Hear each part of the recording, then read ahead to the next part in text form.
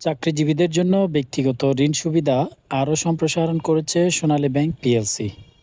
ব্যাংকটির জারি করা নতুন একটি অফিসিয়াল সার্কুলারে পার্সোনাল লোনের সর্বোচ্চ ঋণসীমা, যেখানে বিগত দিনে ছিল 20 লক্ষ টাকা পর্যন্ত নেওয়া যায়, সেটি বাড়িয়ে 40 লক্ষ টাকা পর্যন্ত করা হয়েছে।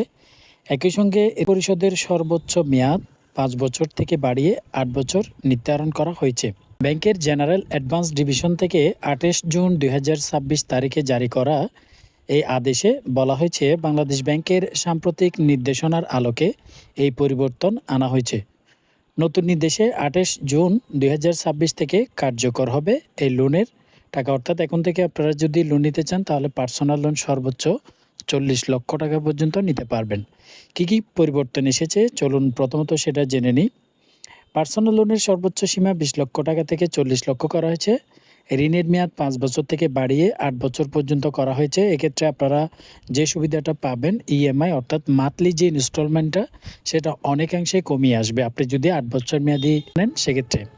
এরপরে ঋণের বর্তমান সুদের হার 11% অপরিবর্তিত থাকবে। অর্থাৎ পার্সোনাল লোনের ক্ষেত্রে সোনালী ব্যাংকে বর্তমানে 11% হারে আপনারা কিন্তু এই পার্সোনাল লোন নিতে পারবেন।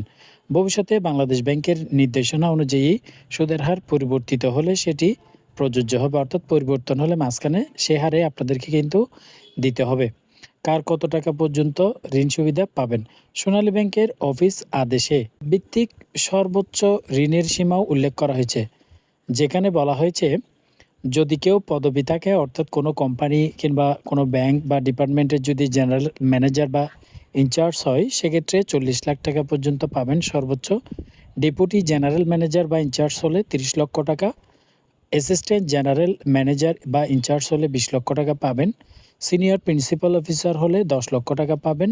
প্রিন্সিপাল অফিসার হলে 7 লক্ষ টাকা। আর সিনিয়র অফিসার যারা, তারা পাবেন 5 লক্ষ টাকা। এটা মূলত ব্যাংকের ক্ষেত্রে তাদের যে অফিসিয়াল ব্যাংকাররা থাকে বা বিভিন্ন ব্যাংকের অফিসিয়াল যারা কর্মকর্তা কর্মচারী রয়েছে তাদের ক্ষেত্রে বলা হয়েছে।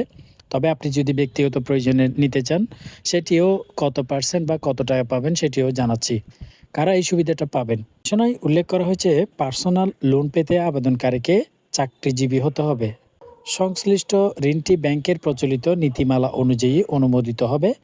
এই ঋণের কিস্তি অবশ্যই গ্রাহকের বেতন ও পরিশোধিত সক্ষমতার সঙ্গে সামঞ্জস্যপূর্ণ হতে হবে। যদি একজন চাকরিজীবী হয়ে থাকেন, অর্থাৎ কোনো কোম্পানিতে, কোনো ব্যাংকে, কোনো প্রাইভেট সেক্টরে যদি চাকরি করে থাকেন, সেক্ষেত্রে আপনি চাইলে এই পার্সোনাল লোনটি সোনালী ব্যাংক থেকে নিতে পারবেন। এবং আপনার যে স্যালারি অ্যাকাউন্ট রয়েছে সেটার সাথে লিঙ্ক করা হবে। প্রতি মাসে যে ইনস্টলমেন্টটা, সেটা অটোমেটিক কিন্তু অ্যাডজাস্ট করা হবে, কেটে নেওয়া হবে। ওকে, গ্রাহকের জন্য কী কী সুবিধা? ব্যাংকিং কাজ সংশ্লিষ্টরা বলছেন, এই ঋণের সেবায় যেহেতু মেয়াদ 8 বছর করা হয়েছে, একই পরিমাণ ঋণের ক্ষেত্রে মাসিক কিস্তির চাপ তুলনামূলকভাবে অনেকটাই কমে আসবে।